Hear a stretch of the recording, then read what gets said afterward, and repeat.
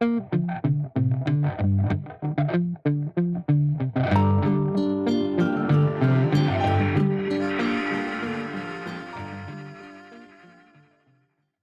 Pedro Fuentes, soy presidente de la asociación Son Nuestros Hijos, una asociación constituida por familias cuyos hijos han nacido o esperan que nazcan gracias a la reproducción asistida, a la gestación por sustitución o gestación subrogada, y también soy especialista en ginecología y obstetricia.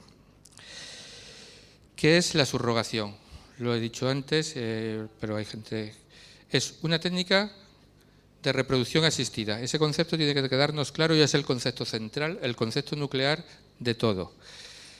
Es una técnica en la que lo que se dona es la capacidad gestacional del útero. Se puede donar el útero para un trasplante, es una vía alternativa y que parece que va a ir en auge, con sus inconvenientes éticos y médicos que unos ponen y que otros no, pero lo que se dona aquí no es el útero, sino la capacidad gestacional del útero. La gestante, la subrogada, no es la madre, es la mujer que gesta y da a luz a un niño cuyos padres, cuya madre, son los padres de intención, los padres intencionales. Pertenece a las técnicas de reproducción asistidas con participación de terceros, como la donación de óvulos, donación de semen, donación de embriones, donación de citoplasma y mitocondrias, o la donación de útero, que puede ser el órgano para el trasplante, o de la capacidad gestacional. Y como tal donación implica la renuncia de los derechos sexuales y reproductivos que todos tenemos, es decir, dentro de los derechos humanos, todos tenemos una serie de derechos sexuales y reproductivos que están perfectamente recogidos. Cuando donamos nuestras capacidades de reproducción, estamos haciendo una cesión de esos derechos hacia otras personas sin cuyo gesto, sin nuestro gesto no podrían ser padres. En España la gestación subrogada viene regulada. La gestación por sustitución viene regulada por la Ley de Técnicas de Reproducción Asistida Humana del 2006, en concreto el artículo 10, que lo que dice es que el contrato no se reconoce, no es válido, no prohíbe la gestación por sustitución, no la veta, no la califica ni como delito, ni como infracción, ni como nada, simplemente no reconoce el contrato. Hay 3 tipos de contrato en las técnicas de donación. Sí reconoce el contrato para donación de semen, sí reconoce los contratos para donación de óvulos, sí reconoce los acuerdos de donación de embriones, pero no reconoce el contrato de donación de la capacidad gestacional del útero. Es lo único que dice. En base a eso, hay mucha gente que ha planteado que en España es ilegal. No. Tiene una regulación que no es buena, pero no es ilegal. Aquí estoy y estamos muchos que hemos tenido hijos y no estamos en la cárcel ni estamos inmersos en ningún proceso. No se comete ningún delito cuando se realiza gestación subrogada.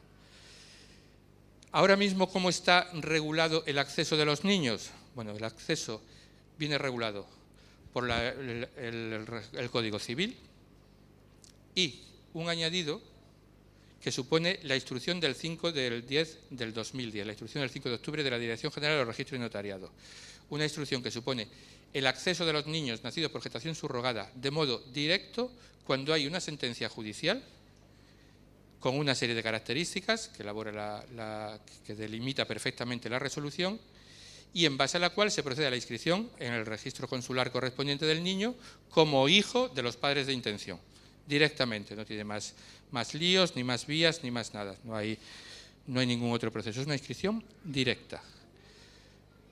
Esta instrucción se vio alterada con una sentencia del Tribunal Supremo de febrero del 2014 en la que se rechazaba la inscripción de unos niños, unos gemelos, nacidos en Valencia, que son el único caso que hay de niños nacidos en Estados Unidos que se han inscrito a través de un proceso distinto de la instrucción de octubre del 2010. Su instrucción se inscribieron no a través de una instrucción, sino de una decisión de la entonces directora general, de una resolución, no de una instrucción, de una resolución del 2009, son los únicos. Pero, con la interpretación que hizo el Supremo, se entendió que quedaba paralizada la instrucción del 2010. Ahí Son Nuestros Hijos, nuestra asociación, empezó un diálogo con el Ministerio de Justicia, nos reunimos con el subsecretario de Estado, nos reunimos con el director general de los registros y el notariado, en su época, cuando la instrucción en 2010, ya nos habíamos reunido con la entonces directora, doña María Ángeles Alcalá. Nos reunimos y planteamos que no se podía suspender esto, que la sentencia iba por un lado y esto era otro. En esos diálogos, cuando estamos en esos diálogos, sale la sentencia del Tribunal Europeo de Derechos Humanos que condena a Francia a inscribir a unos menores, a 3 en concreto, unos gemelos y otro de otra familia, del 26 del 6 del 14. Sale esa sentencia, justicia entiende que con esa sentencia, con la razón y razonamientos que nosotros hemos hecho, lo lógico es seguir escribiendo y dio orden de que se siguiese escribiendo tal cual, y así es como se está funcionando cuando hay sentencia judicial. En caso de que no haya sentencia judicial adaptada a esto, lo que se está haciendo es inscribir a la gestante, luego pasados los 30 días que exige la ley, se produce la renuncia de la gestante a sus derechos y se empieza el proceso de adopción por parte de la pareja del padre. ¿Quiénes son los usuarios, los candidatos a la técnica? Cualquier tipo de persona. Está indicada para parejas heterosexuales, parejas homosexuales, homosexuales masculinos y homosexuales femeninos. Es raro que dos mujeres, ninguna de las dos sea capaz de gestar. Empieza a ser cada vez más raro, empieza a ser cada vez menos raro, porque con el retraso de la edad de la maternidad que se está dando en todo, no solo es en las parejas heteros, las parejas homos también están retrasando la maternidad, nos estamos encontrando con parejas de mujeres que por uno u otros motivos han perdido el útero. Entonces puede ser que las dos necesiten recurrir a gestación porque ninguna tenga un útero funcional, ¿vale? Entonces, parejas heteros, parejas homos de una y de otra, de uno y de otro sexo, y padres solos, sean hombres o sean mujeres. Hay una cosa muy interesante y que va a dar mucho juego, y es que nos hemos vuelto objeto de estudio. La subrogación en Estados Unidos era muy conocida, en otros sitios no tanto. En España se hacía mucho de tapadillo, se sabía que se hacía. Los consulados, de hecho, inscribían a los niños, pero haciendo como no sabían que aquello era gestación por subrogación. Hablo de antes del 2008, cuando nacen los niños estos valencianos y cuando se empieza a mover todo y cuando empiezan a hacer lo que ahora es la asociación nuestra, son nuestros hijos. Se sabía que se hacía, pero era de tapadillo. Era un poco la política aquella de no lo digas, que yo no lo veo. Pero aparece, es una realidad, y es una realidad que cobra importancia tanto en los países donde se hace como en los países donde somos los padres. Y eso está generando una cantidad de estudios médicos interesantísimos. Raro es el mes que no aparece una publicación desde un punto de vista médico, desde un punto de vista psicológico, desde un punto de vista psiquiátrico, desde un punto de vista sociológico sobre gestación subrogada. Los estudios van a ir a más, y los estudios, lo que hay hasta ahora, que empiezan ya a tener un peso importante, dicen varias cosas. La fundamental, que la subrogada lo tiene claro, sabe que no es la madre, sabe que es la gestante y que no le supone un trauma, que la relación con los padres y con la subrogada es buena, es deseable y que se mantiene en el tiempo y que es muy satisfactoria para todos, que una vez que los niños conocen su historia no les supone ningún tipo de trauma, y eso es similar a los estudios que ya se han hecho con la adopción y que ya se sabe la época en que los niños deben de saber si son adoptados o no, pues que es similar. Contarles su propia historia es bueno y les evita cualquier tipo de problema. Y los estudios siguen yendo por ahí. Uno de los últimos que se ha publicado hablaba de las razones de la gestante para ser gestante, para ser subrogada. Bueno, hay un 3% de ellas dicen que aún sin necesitar el dinero, lo hacen por el aspecto económico, solo un 3%. El 97% de las restantes lo hacen por otros motivos. Y esos motivos son, 1, una historia personal; 2, ayudar a alguien en situación similar a un conocido mío. Ahí el caso de una gestante lo contaba ella mucho en su día. Descubrió que su padre era gay y que su padre se había casado porque quería tener un hijo. Ella tenía claro que no quería eso. Y ella decidió que si un gay quería tener un hijo, tenía derecho. Y fue gestante por eso. O sea, los motivos son propios, personales, individuales de cada una de ellas, pero lo son. Y el económico no es un factor determinante. Pero vamos a dar mucho juego todos, los padres, las gestantes, los médicos. Vamos a dar mucho juego en estos estudios. Bueno, ¿qué hay de mitos aquí? Práctica prohibida, no. Repito, aquí estamos. Es público, se ha anunciado, todo el mundo sabe que se está hablando de gestación subrogada. No, no es prohibido. ¿Ilegal en España? No, los niños están viniendo y se están inscribiendo por una o por otra vía. Están aquí. Las familias no se les quitan los niños, ¿no? ¿Ricos y famosos? Hombre, pues sí. La baronesa Thyssen los tuvo, y Miguel Bosé también. Yo no soy ni rico ni famoso, la mayoría de los padres de aquí no, y desde luego vosotros que estáis esperando a ser padre por gestación subrogada, no sé si alguno soy famoso o rico, pero así de entrada digo yo que... Y el mito de la explotación femenina, que es el gran caballo de batalla para muchos grupos, que basan la idea en que la mujer no puede decidir eso, porque una mujer normal, ¿cómo va a decidir ser gestante? No, es que no está capacitada, está presionada, se la explota, como si la mujer fuese el ser tonto que siempre nos han querido vender, que queda superditada a lo que deciden los que sí saben. Fuese el macho alfa, fuese... No, la mujer tiene capacidad para decidir. No hay una explotación si uno tiene capacidad de decidir. Pero eso es para la gestación subrogada y para lo que sea.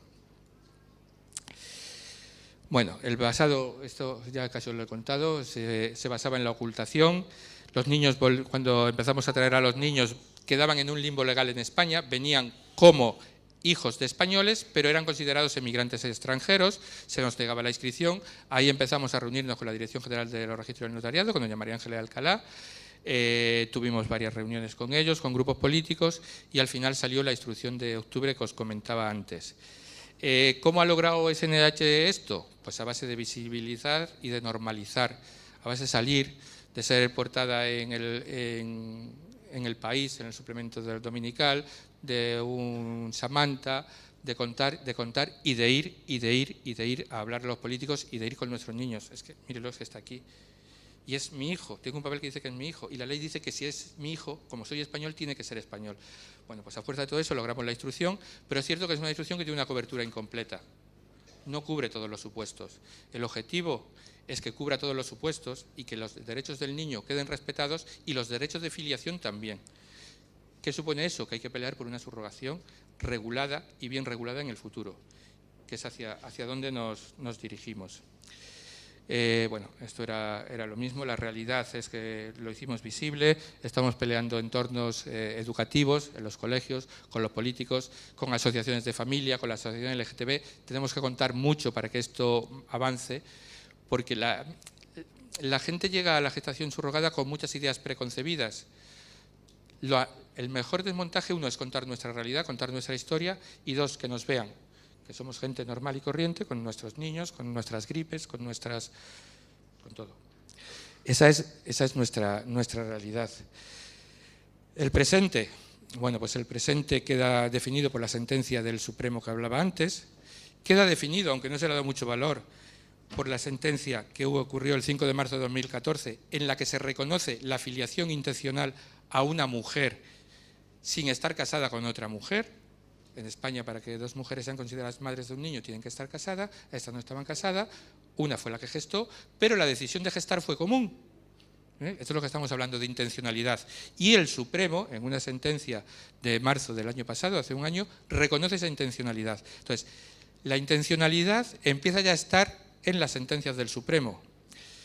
Sobre todo esto planean también las figuras de los países emergentes, con unas leyes que todavía no sabemos cómo van a acabar, el mapa de los países donde está regulada, disregulada, arregulada, os lo va a contar mucho mejor Aurora, pero es muy amplio. Cómo van a encajar estos países emergentes en las sentencias actuales generan más de una y más de dos dudas, y vuelvo a lo mismo, la solución no pasa por ir a los países emergentes, la solución pasa porque con un cuerpo jurídico que empieza ya a tener sentencias, como la que decía antes del Tribunal Europeo de Derechos Humanos, se vaya regulando.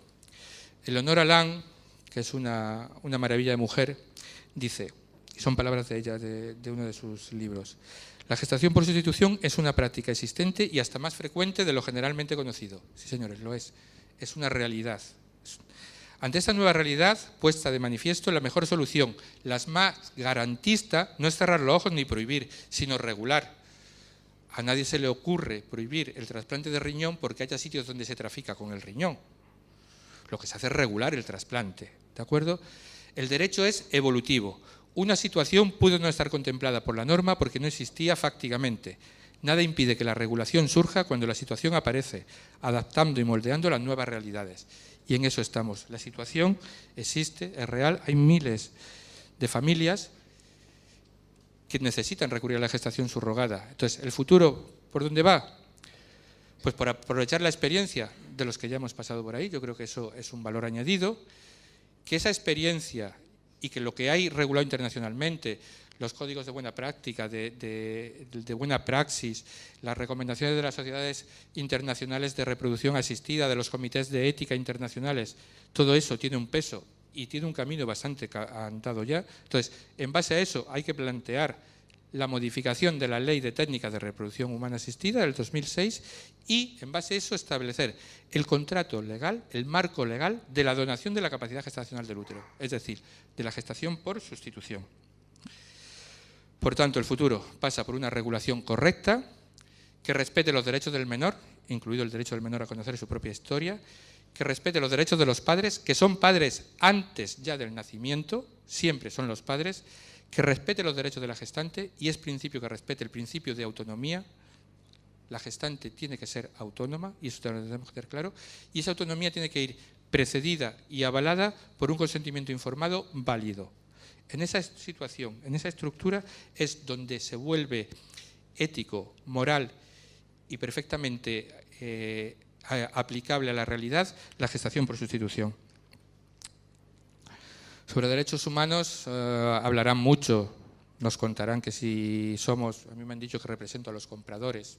Bueno, casi siempre el que habla de los derechos humanos suele respetar muy poco los derechos humanos y sobre todo suele querer decidir por los demás, que es una tendencia muy común de los que saben mucho de derechos humanos.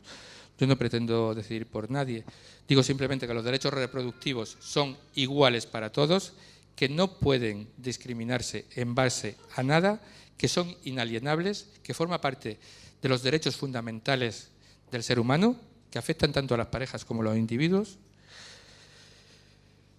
que todos somos iguales, que todos tenemos los mismos derechos sexuales y reproductivos, que la gestación por sustitución es una técnica que permite tener hijos propios, que no quiere decir biológicos, quiere decir propios porque nacen de nuestra voluntad. Si nosotros no ponemos en marcha el proceso, ese niño no nacería. ¿Vale? No tiene nada que ver con adopciones ni con otras cosas que nos plantearán, que sus indicaciones pueden afectar a todo tipo de personas, no se pueden excluir a personas porque sería malinterpretar o mal aplicar los derechos sexuales y reproductivos, que la situación actual corresponde a lo que se vivió en los años 70, cuando empezaron las técnicas de reproducción asistida. Hace poco publicaba el profesor Corbella, se le ha dado ahora más resonancia, pero salía el año 2014, hablaba de que en los años 70 del siglo XX, cuando ya resultan de las técnicas viables de reproducción y tal, que con eso diversas personas pudieron colmar sus legítimos proyectos parentales o maternales, superando las frustraciones derivadas de situaciones de esterilidad. Bien, esos legítimos derechos también los tenemos las personas que necesitamos la gestación por sustitución. Tener hijos no es un derecho, es cierto, no lo es. Es una ilusión que tenemos la mayoría, todos los que estamos aquí la hemos tenido y la tenemos. Que antes o después nos van a decir, ¿por qué no renuncias? Déjalo, tantos ciclos que te has hecho, tanta lucha, irte tan lejos. ¿O por qué no adoptas? Con la de niños que hay para adoptar, ¿has adoptado tú? ¿O te has puesto a tener hijos? Y sí, que tener hijos no es un derecho, ya lo sé.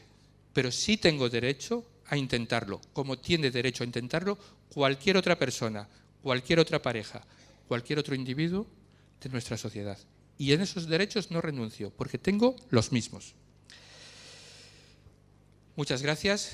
Os dejo con Aurora, que va a desarrollar el proyecto de ley en el que pretendemos que llegue. Os va a contar los pasos en que están en base a esto, pero sí se puede tener un hijo. Es factible, es real. Muchas gracias.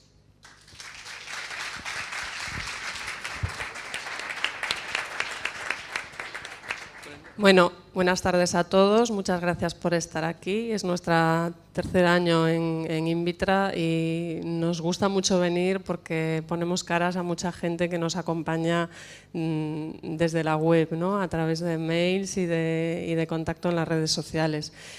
Muchas gracias a Pedro por aportar su experiencia como padre por gestación subrogada, como ginecólogo y como presidente de la asociación Son Nuestros Hijos, que desde luego ha abierto las puertas a la posibilidad de que exista una regulación en España, ¿no? Ellos llevan muchos años trabajando para equiparar sus derechos a los derechos de las familias que se forman por otros métodos de reproducción asistida o de forma natural, y han abierto las puertas de sus casas para mostrar a sus familias, que eso no lo hace cualquiera, para mí es un sacrificio realmente, y para demostrar que son familias con mucho amor, con mucho más seguramente que muchas otras que hay por ahí, que recorren un camino muy largo y muy tortuoso para poder tener a sus hijos en brazos y que merece la pena.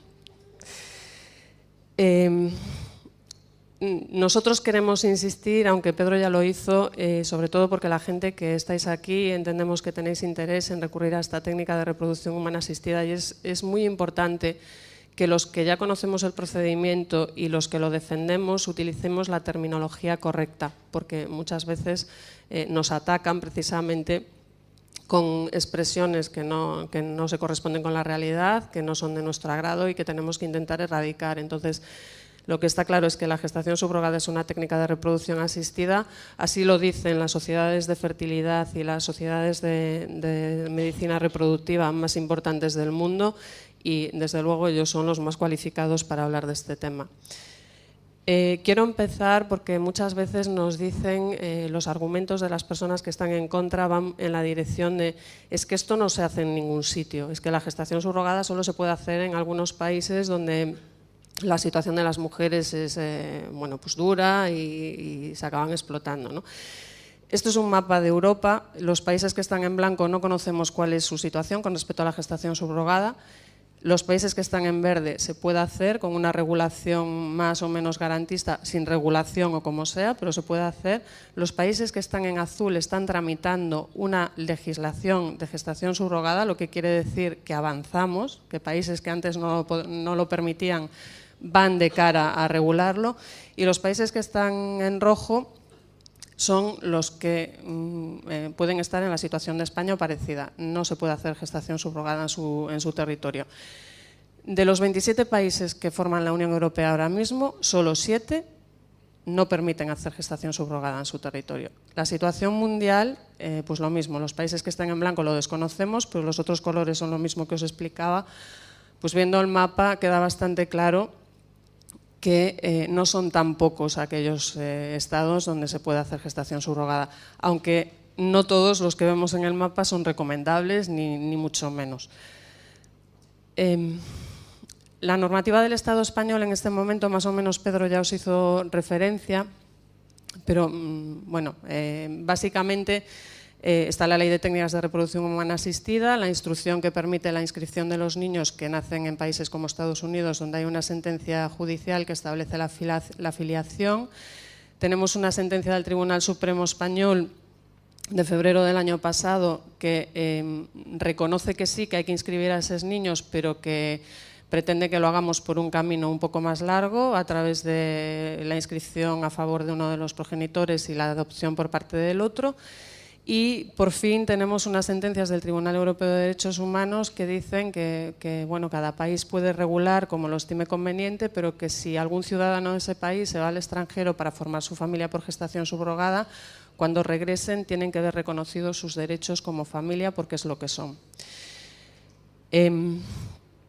Y estas sentencias del Tribunal Europeo de Derechos Humanos llevaron a que, con el trabajo de la asociación Son Nuestros Hijos, el Ministerio de Justicia se comprometa, al tiempo que están tramitando una modificación de la Ley de Registro Civil, a convertir la instrucción en artículo de la ley, con lo cual tendrá más fuerza, y garantizar la inscripción de estos niños que nacen en Estados Unidos, que es donde se cumplen todas las garantías y todos los requisitos para poder hacer la inscripción. ¿Cuáles son las consecuencias que tiene la situación normativa española ahora mismo? Pues nos encontramos con que, por una parte, y voy a empezar por lo que me afecta a mí, se limita el derecho de decidir de las mujeres. Yo soy madre, lo fui de forma natural y me gustaría ayudar a otra persona que no puede a gestar a su hijo y a que pueda cumplir su sueño y formar su familia. Pero además es que nos encontramos en que estamos discriminando a unos españoles frente a otros. Ayudamos a las personas que necesitan una inseminación artificial. En España se puede hacer fecundación in vitro, existen las donaciones de gametos y de embriones, pero si lo que una persona necesita es la capacidad de gestar, no le damos solución, ¿no? Por otra parte, se discrimina a unos españoles frente a otros en función de su situación socioeconómica. Tal y como están las cosas, aquellos que a veces haciendo un esfuerzo muy importante pueden reunir los fondos para irse a otros países, pues se van y forman su familia, y hay muchos otros españoles que no pueden hacer ese esfuerzo, que no pueden acceder a ese dinero y que se quedan sin ver cumplido su deseo de formar su familia.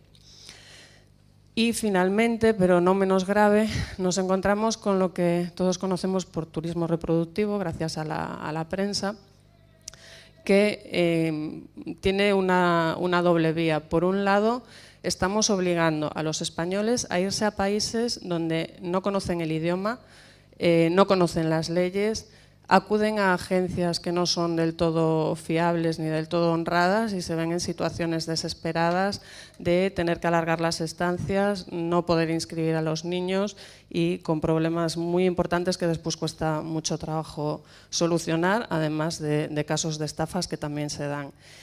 Y por otro lado, contra el argumento que os comentaba Pedro antes de que la gestación subrogada es una explotación de la mujer, pues en determinados países en los que las condiciones de las mujeres no son ni mucho menos equiparables a la situación de las mujeres españolas, es verdad que puede haber casos en que haya explotación, la mayor parte de las veces de la que los españoles no tienen conocimiento, porque las agencias actúan de una forma encubierta, y efectivamente estamos en contra de que se exploten a las mujeres en España, pero si ya no son españolas parece que no importa tanto, ¿no?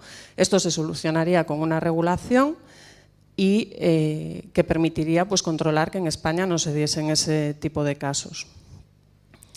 ¿Por qué hay que regular la gestación subrogada? Pues como os hemos dicho, porque es una técnica de reproducción asistida que da respuesta a un problema de infertilidad, como lo hacen las otras, porque aunque Pedro decía que no, yo creo que sí, todos y todas tenemos derecho a formar una familia y así se reconoce en la Declaración Universal de Derechos Humanos, en el artículo 16, que dice que los hombres y las mujeres con mayoría de edad tienen derecho sin restricción alguna por motivos de raza, nacionalidad o religión a casarse y fundar una familia. Porque todas las mujeres tenemos derecho a decidir sobre nuestro propio cuerpo, tenemos derecho a decidir si queremos abortar, tenemos derecho a decidir si queremos ser madres, tenemos derecho a decidir si no queremos serlo y también tenemos derecho a decidir, ya que tenemos la maravillosa capacidad de cuidar de esos embriones en los primeros 9 meses, ayudar a quienes no pueden a tener a sus hijos en brazos. Finalmente, porque es obvio, está en España, hay muchas familias que ya están formadas por gestación subrogada, hay muchas otras que tienen a sus niños en camino y necesitamos pues dotar este procedimiento de una regulación respetuosa con los derechos de todos y todas, de la gestante, de los niños, de los padres de intención. En España, afortunadamente, tenemos muy buenas clínicas de reproducción humana asistida y también tenemos el marco jurídico necesario para crear una ley que garantice los derechos de todas las partes. Cuando nosotros empezamos con la asociación y decidimos que era hora de cambiar la situación en España, nos encontramos con que teníamos 2 vías, o bien mediante una iniciativa legislativa popular, que es la que elegimos en aquel momento, o a través de un grupo parlamentario. Ahora mismo están las 2 en marcha, la de nuestra asociación, porque bueno, tenemos la proposición de ley redactada, que después os hablaré de ella. La redactamos con ayudas de juristas, especialistas en reproducción asistida, padres por gestación subrogada, personas que necesitan la gestación subrogada para ser padres y mujeres a las que nos gustaría ayudar a otras personas a ser padres y madres. Y la del grupo parlamentario porque en febrero UPyD presentó una proposición no de ley en el Congreso para instar al Gobierno a regular la gestación subrogada en base a unos parámetros que están cogidos de nuestra propia proposición de ley. Así las cosas, decidimos paralizar la iniciativa y no presentar la proposición de ley en el Congreso de los Diputados y dedicarnos a hablar con los grupos políticos para que apoyen la proposición no de ley de UPyD y salga adelante lo antes posible y con las mejores garantías. Tengo aquí una diapo de Son Nuestros Hijos porque cuando nosotros empezamos con la asociación no los conocíamos, simplemente decidimos que era el momento de cambiar las cosas por una historia personal que había pasado en nuestro entorno, de una amiga que necesita la gestación subrogada para ser madre y nos lanzamos a la piscina con toda la energía y con todas las ilusiones. Iniciado el camino, nos encontramos con que había una asociación en España que aglutinaba familias formadas por gestación subrogada y que, como os he dicho antes, nos había abierto las puertas. Nos pusimos en contacto con ellos, nos abrieron las puertas de su casa y sus brazos y aquí estamos, trabajando en común para conseguir que en un futuro no muy lejano los que necesitáis la gestación subrogada podáis ser padres aquí. Nuestra proposición de ley pretende garantizar los derechos de todas las partes. Para ello estudiamos la legislación de todos los países en los que la hay y cogimos las cosas buenas de los que las tienen, que básicamente hablamos de California, y tratamos de evitar las cosas malas que suceden en algunos países a los que no queremos parecernos. De lo que tenéis ahí, muchas de las cosas son evidentes. Hablamos de la seguridad y la garantía jurídica para la gestante, de los requisitos que se le piden en nuestra propuesta de ley para poder ser gestante, pero sí que hay dos que pueden llamar la atención y mucha gente nos pregunta por qué, ¿no? Uno es que tiene que haber gestado un hijo sano y que este hijo esté vivo, y la razón es que, primero, para que una mujer pueda firmar un consentimiento verdaderamente informado, tiene que haber pasado por el embarazo, por el parto y por el puerperio y saber efectivamente a lo que se enfrenta. Pero además, una mujer que haya tenido un embarazo y un parto sin ningún tipo de problemas, pues es más difícil que el segundo embarazo y el segundo parto, o el tercero, o el que vaya a ser, si tiene más de un hijo, pues que vaya a presentar complicaciones, y eso también da garantía de que el proceso va a ser más seguro. Y otra de las características que nos preguntan es por la situación socioeconómica estable. Bueno, esto viene por lo que os hablábamos antes de la explotación económica, y se trata de evitar que alguna mujer que pueda estar en una situación desesperada se ofrezca a ser gestante, no realmente por un motivo de generosidad y solidaridad, sino porque necesita dinero para dar de comer a sus hijos o para vivir ella misma, ¿no? Entonces, aunque yo entiendo que puede haber mujeres que en esa misma situación estando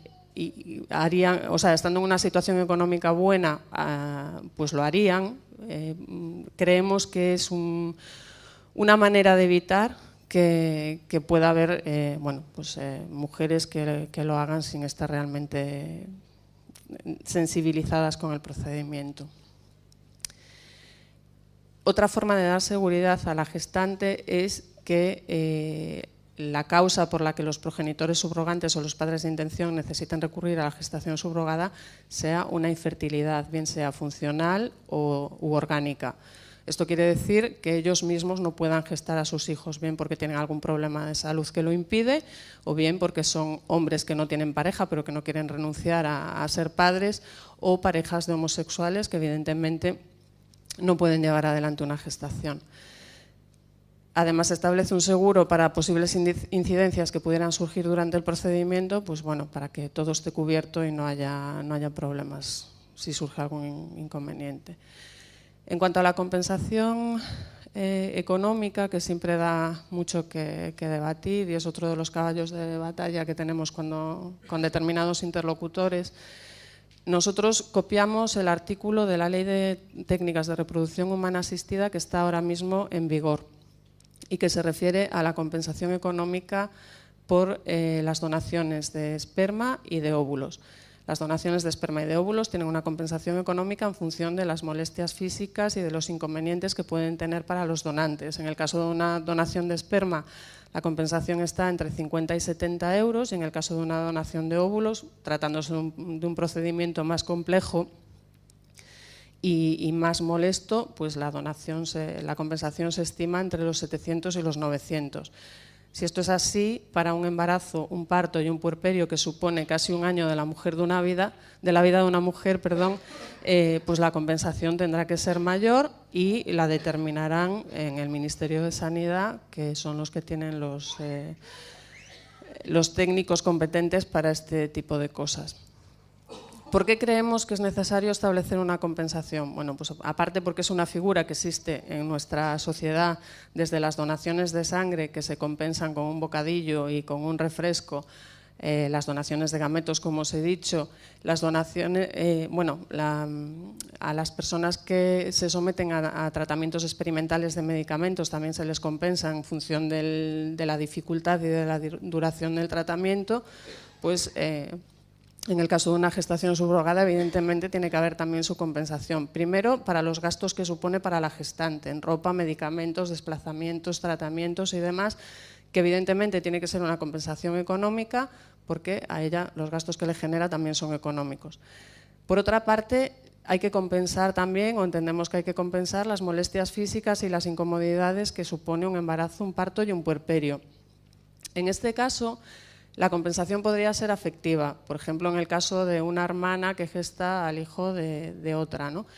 Pero cuando la relación entre las partes no es previa a la gestación o la situación física impide que haya una compensación, pues esta compensación afectiva se podría traducir en una compensación económica perfectamente. Y tampoco no es nada nuevo, porque las relaciones sociales son un toma y daca, ¿no?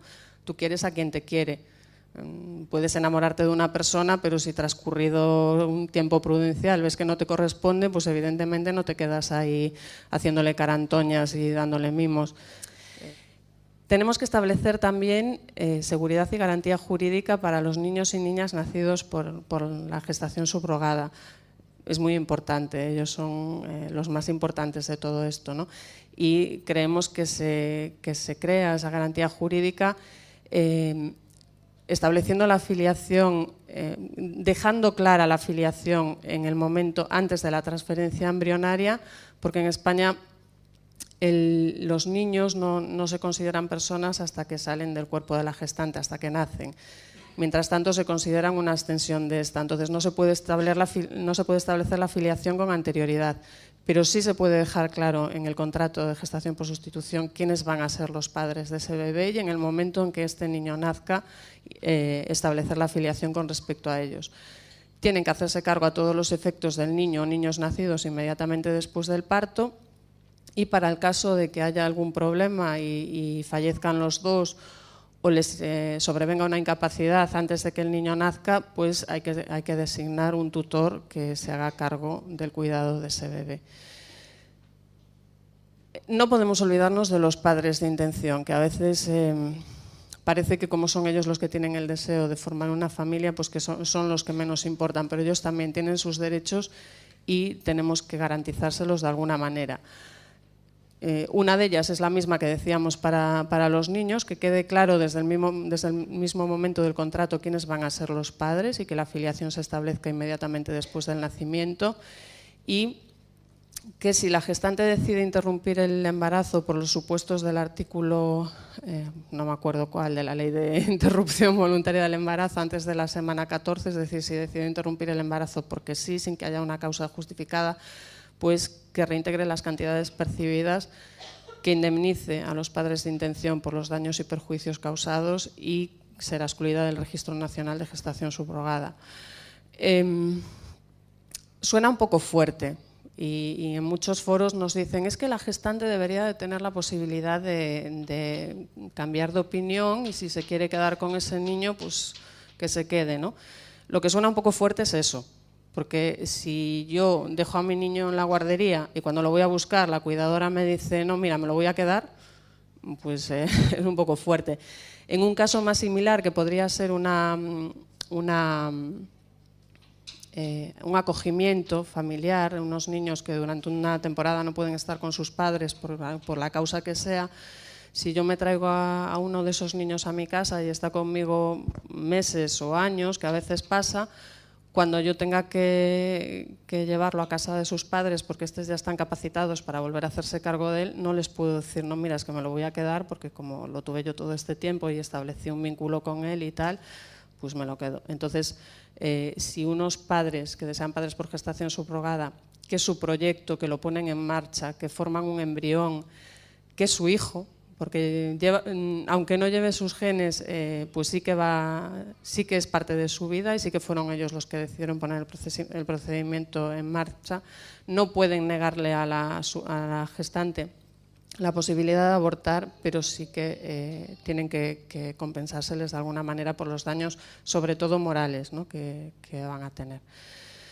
El contrato se firmará ante notario con carácter previo a cualquier aplicación de una técnica de reproducción humana asistida y se presentará ante el Registro Nacional de Gestación por Sustitución, que llevará un control de todos los procedimientos, de todas las gestantes y, bueno, para que todo sea mucho más limpio, ¿no? En el contrato se establecerá cuál va a ser la compensación, que como os decía antes la determinará el Ministerio de Sanidad, de qué modo se va a percibir, las técnicas de reproducción humana asistida que se van a emplear, que como en el caso que proponemos la gestante nunca podrá aportar sus óvulos, pues tendrá que ser una fecundación in vitro con la posterior implantación o una ICSI, creo que es ICSI, con la posterior implantación también. La forma, modo y responsables médicos del seguimiento de la gestación y dónde se va a producir el nacimiento, la designación del tutor y los detalles del seguro.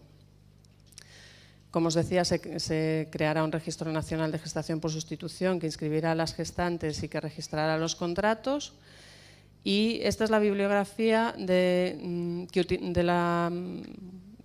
bibliografía de los documentos que utilicé para hacer los mapas que veíais al principio, y que si alguien tiene interés en conocer con más detalle, nos enviáis un email y nosotros os la hacemos llegar. Muchas gracias a todos por estar aquí. Tenemos un tiempecito para que nos preguntéis lo que queráis, cualquier duda. Aprovecharos que está aquí Pedro, que sabe mucho más que yo de esto y que os puede contar mucho más. Y bueno, esperamos que veáis con buenos ojos lo que estamos haciendo, que os ilusionéis con ello. Los que no queréis esperar y que queréis ser padres ya, que tengáis mucha suerte, que lo miréis mucho, que no todas las agencias que tenemos aquí en la feria tienen las mejores intenciones, es una cosa que hay que estudiar bien y bueno, eso, que tengáis mucha suerte y que tengáis muy prontito a vuestros niños en brazos.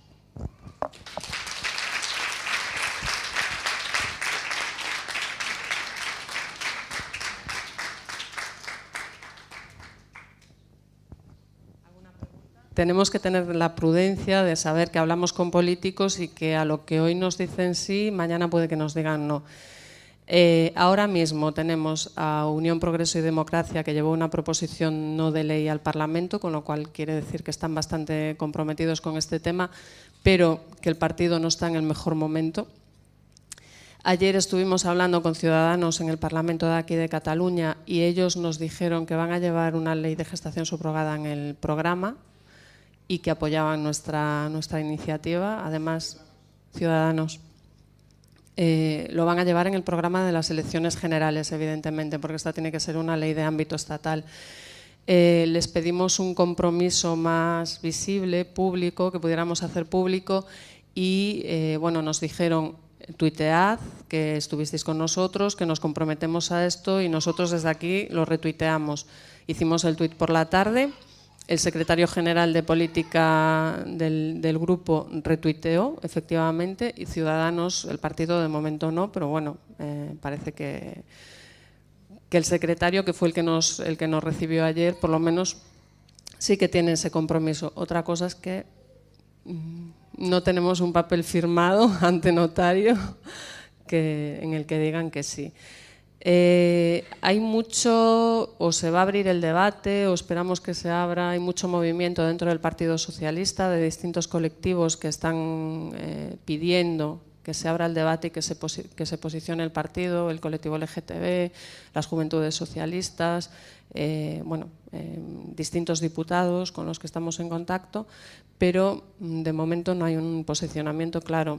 Hay interés en el PP, Hay diputadas que lo ven muy claro y que creen que hay que tirar para adelante, pero tampoco de momento nos han dicho si sí o no.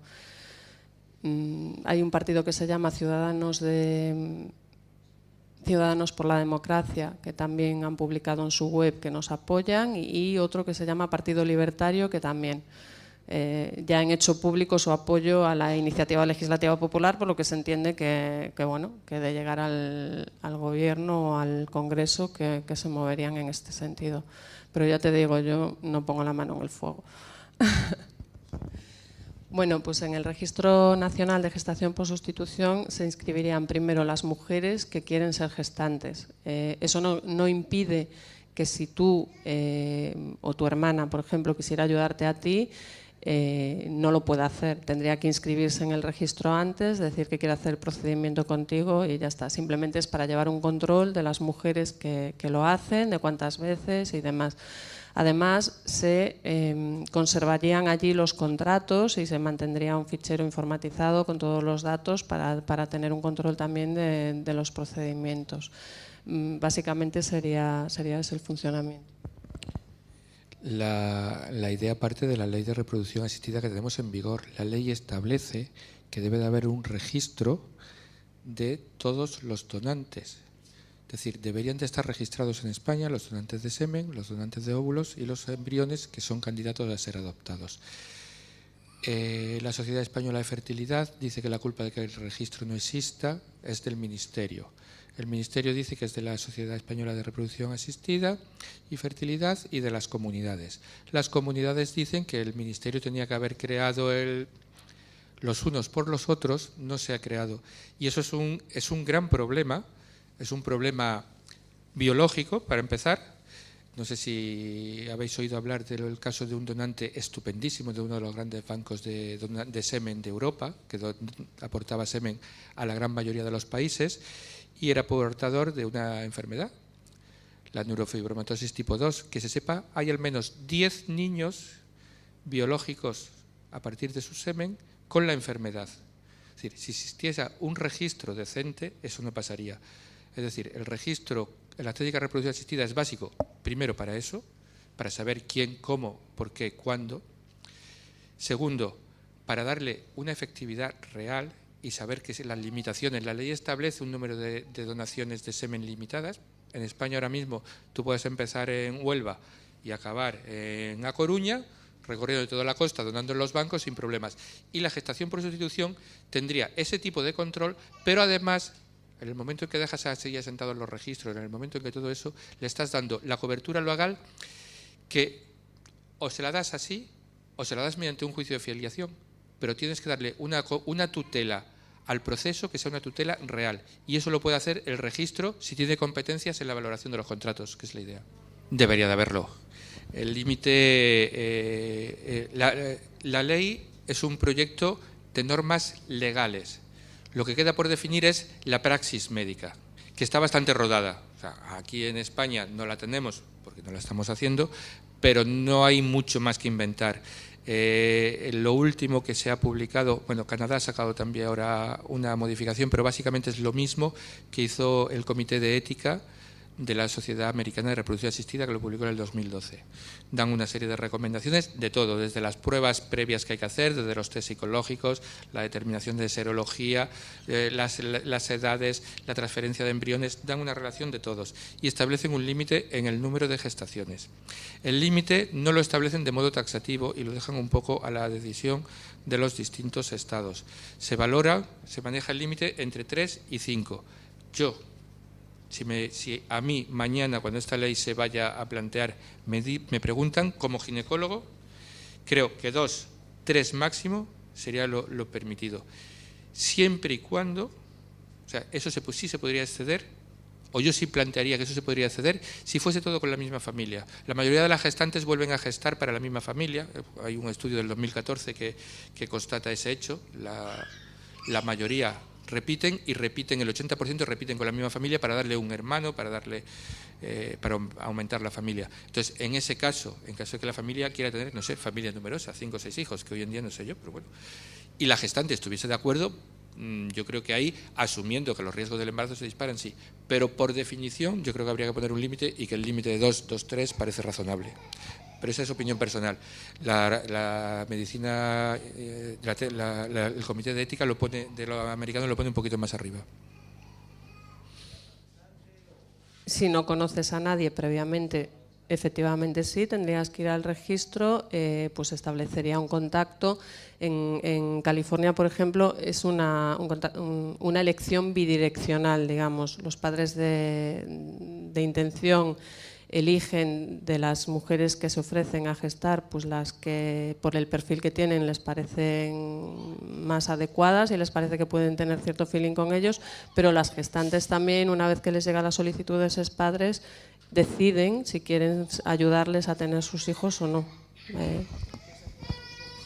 Sí, yo siempre quiero decir algo. Debería de ser bidireccional.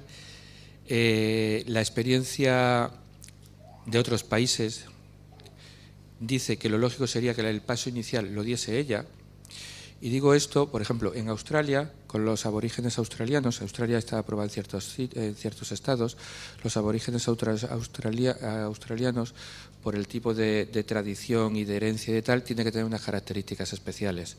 Es decir, no les serviría cualquier gestante, ni cualquier gestante estaría dispuesta a gestar a un aborigen australiano.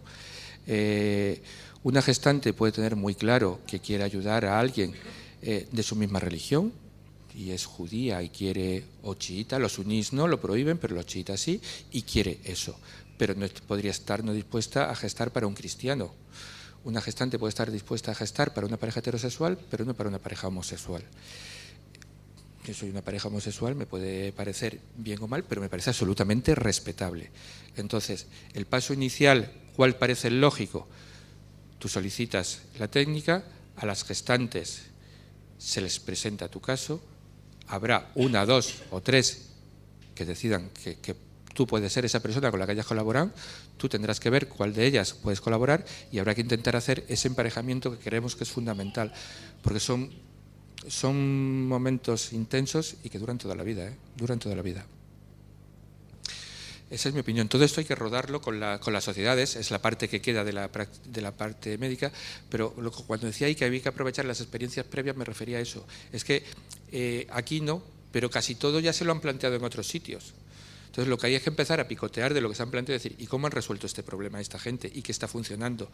Y entonces la parte de que la gestante tenga capacidad de elegir, cuando empiezas a ver pues, orientaciones sexuales, religiones, tradiciones, códigos morales, dices, bueno, claro, es que cualquiera puede ser que no esté dispuesta a gestar para mí. No tiene sentido que yo vaya y diga ella tiene que dar el primer paso, en mi opinión. ¿Orientar hacia unos sitios u otros? No. Quiero decir, nosotros como asociación no nos hemos planteado nunca orientar hacia unos sitios u otros. Podemos dar información puntual. Si tú me preguntas sobre qué sé yo sobre esto, te puedo dar información, pero la decisión es personal y además en general casi siempre el baile es con quien te toca. Es cierto que hay sitios donde la regulación es buena, o sea, donde hay una ley de gestación por sustitución de reproducción asistida es un sitio fiable. Lo que pasa es que la mayoría de los destinos no tienen ley, tienen huecos en la ley, que es lo que se aprovecha, pero eso te deja muy vendido. Entonces, lo que hay que saber es si el país tiene una ley de verdad y no un artículo en una ley de Código Civil que dice que se puede. Eso sería una de las cosas a valorar. Otra es el tipo de relación que se permite en ese entorno tener o no con la gestante. Yo lo he dicho antes, lo sigo repitiendo, para mí es básico que exista la relación. Si no me dejan relacionarme con la gestante o si me empiezan a hablar de vientre de alquiler, pues hasta ahí he llegado. Y luego hay que tener claro qué me ofrecen. O sea, soy médico. Si alguien llega y me dice que lo opere y que le garantice que le voy a curar el quiste de ovario en el 100% de los casos, le digo no. O sea, si tú llegas a algún sitio y dices, le garantizo que va a ser madre, echa a correr directamente. Porque en medicina nadie te puede garantizar nada. Y aquí estoy seguro que hay más de una y más de dos que lleva 1, 2, 3, 4, 10 fertilizaciones in vitro, hace un rato me lo contaba, que en teoría y sobre los números deberían de haber tenido un hijo, 2 o 3 y no lo han tenido. Nadie te puede garantizar ese tipo de cosas. Entonces, elegir es un poco de sentido común y un poco de escuchar qué te dicen, qué me están vendiendo. Porque si me están vendiendo cantos de sirena, en estos cantos de sirenas hay poquitos, porque son procesos muy... Entonces, hay que desconfiar más de los cantos de sirena y hay que buscar sobre todo qué tipo de legislación hay. Si esa legislación está estable o como va a pasar, como está ahora mismo, que parece que el gobernador de Tabasco en México hizo declaraciones públicas diciendo que se van a reunir para modificar la ley. Entonces, claro, pues ahora mismo la ley está, pero ¿y dentro de 6 meses va a estar, no va a estar, va a estar bien, va a estar mal? Pues a mí eso me genera una situación de me voy a lanzar sin saber. Entonces, pero recomendaciones estrictas no hay, porque luego los condicionantes personales son precisamente eso, personales. Entonces, lo que para alguien puede funcionar bien, para otro puede ser que no funcione bien.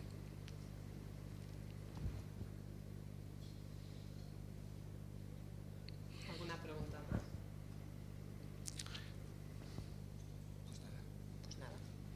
Pues a disfrutar de la tarde. Muchas gracias.